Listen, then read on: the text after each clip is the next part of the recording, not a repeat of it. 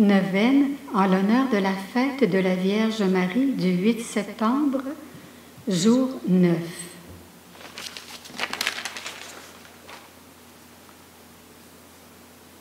Le livre du ciel, tome 35, 25 octobre 1937, Luisa Picaretta.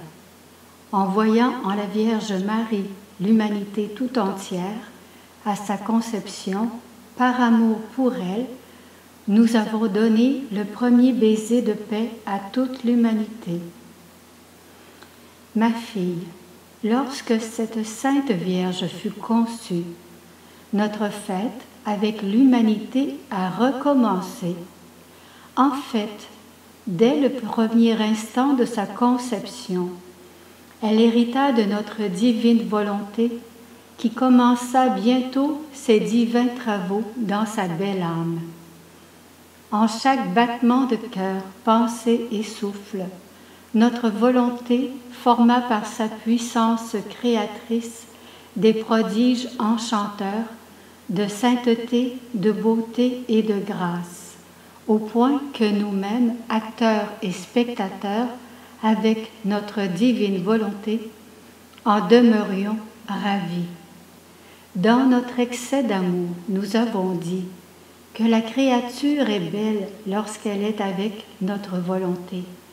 Elle nous laisse former nos plus belles œuvres et elle donne vie à notre vie en elle.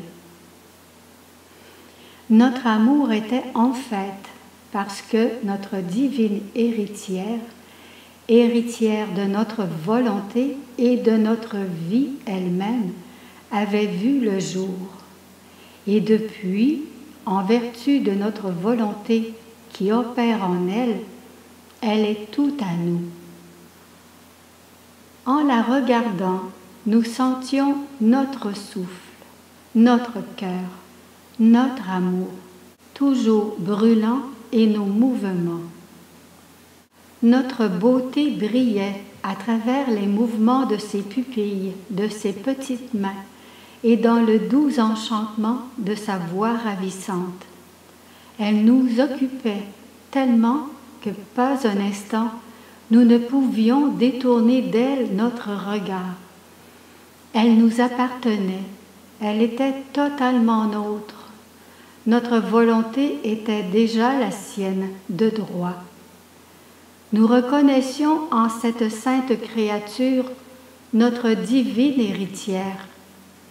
En possédant notre volonté, elle possédait déjà toutes choses.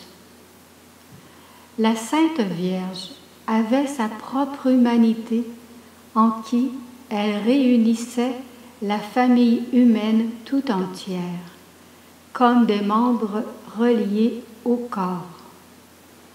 En voyant en elle l'humanité tout entière, à sa conception, par amour pour elle, nous avons donné le premier baiser de paix à toute l'humanité, pour en faire l'héritière de notre divine héritière, à l'exception de quelques créatures ingrates qui ne voudraient pas la recevoir.